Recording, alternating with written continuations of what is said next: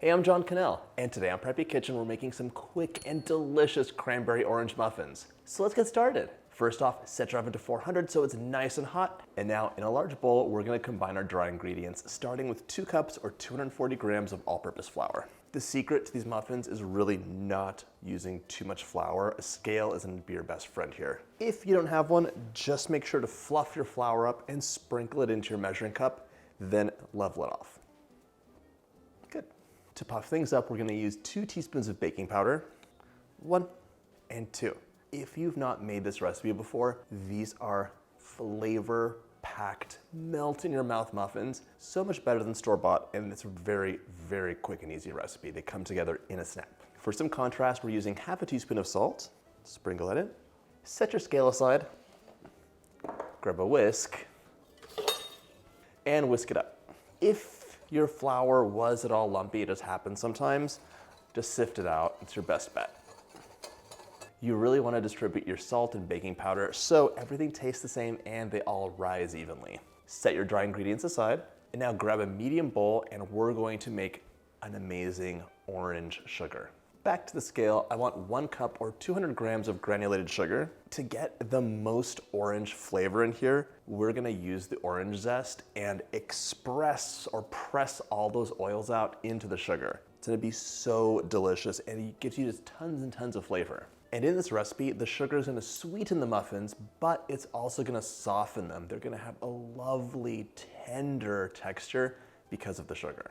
Setting my scale aside one more time, and I want the zest of 1 large orange or 2 small ones. This is a microplane. It's one of my favorite kitchen tools. By the way, if you like my videos, go ahead and hit that subscribe button. There's 2 new recipes every single week and shorts too. The microplane just gets the very end of the zest off. You're not gonna have any of the pith, and it's really handy for having like a beautiful cloud of cheese too. So lots of uses. Or for nutmeg, does so many things. Plop your zest into the sugar. If you look at my hands right now, they are already stained orange from the orange oils. They also smell amazing. So now with your clean hands, grab the sugar and the zest and we're gonna rub it together. The sugar's abrasive. It's gonna press all the oil out of the zest and just give you tons and tons of flavor distributed throughout. This is a great trick for any dessert with lemon or orange. You can always kind of add this step in. So if I was making a lemon cake, I would add some lemon zest to my sugar and just press it between my hands like this until it's a beautiful yellow color. For the orange, it should be a beautiful orange color. Look at that color, beautiful. And you can see it's like a wet, sandy texture now.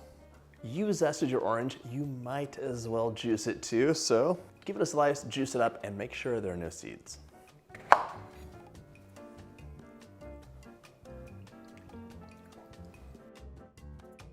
Our sugar's ready, so we're gonna add the rest of the wet ingredients in this and get to whisking.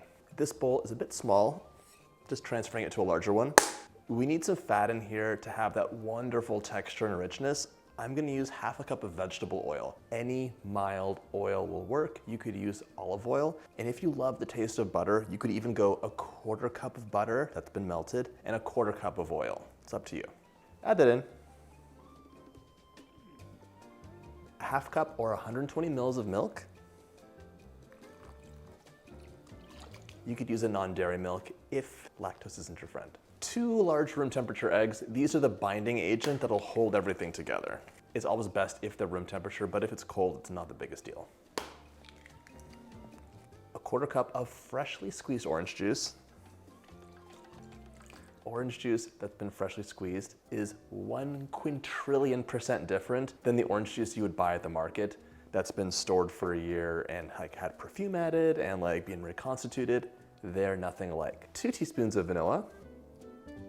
Now we're gonna get to whisking, and if you're wondering why the sugar went in with this instead of the dry mixture, it's mostly because sugar is actually counted as a liquid in recipes. It does melt after all, doesn't it?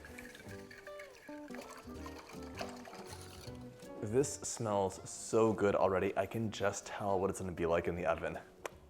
My whisk is done. This recipe is getting finished off with a spatula, and now we're gonna pour the wet into the dry.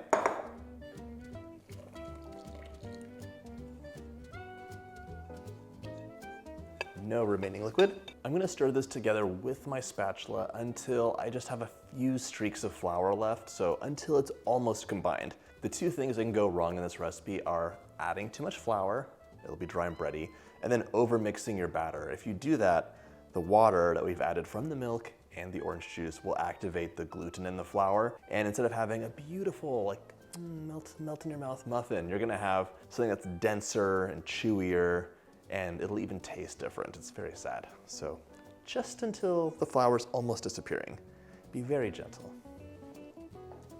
You could have made this in an electric mixer, but you have less control, so you might as well just do it by hand. A few streaks of flour remaining, and now it's time to add 1.5 cups of cranberries.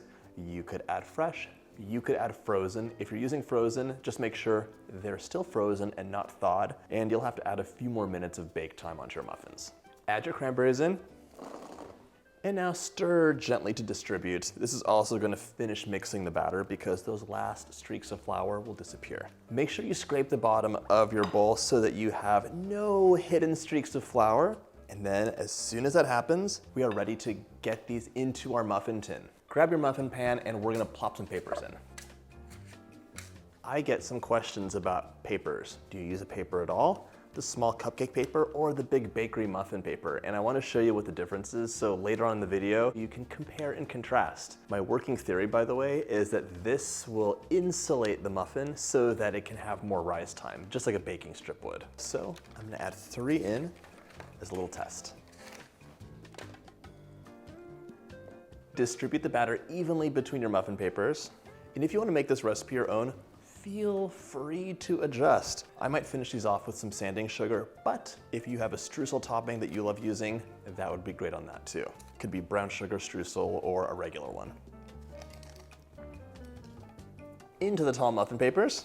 I feel so successful when I have 12 muffins fully full, or at least equally filled, and not an 11th and 12th, like a tiny sad one, like, where's my batter? It worked out. So not to be crazy, but my last few only had like 3 or 1 cranberry in them, so I'm adding some extra just so everyone feels like they had a generous number. So these could go into the oven, or you can finish them off with a sprinkling of sanding sugar for a little sparkle and sweetness. No one would say no to that. And like I said earlier, you could also add a streusel topping on. It's really up to you. You could even do an orange cranberry glaze. And that would just be orange juice, a touch of vanilla, and some powdered sugar mixed together with maybe a tablespoon of melted butter. Nice. Bake 400 degrees for about 25 minutes until they are puffed and golden, and we'll see which one turns out better.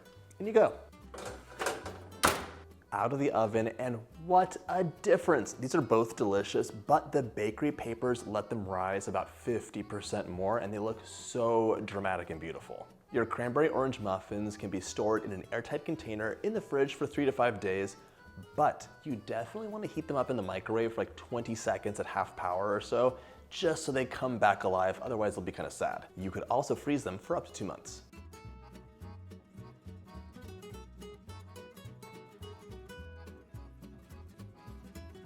And just like that, they're ready to enjoy. Perfectly sweet, beautiful orange flavor throughout, and those cranberries are tart and wake you up. So much flavor. I hope you get a chance to make this recipe, and if you like my videos, hit that subscribe button and check out my muffin playlist.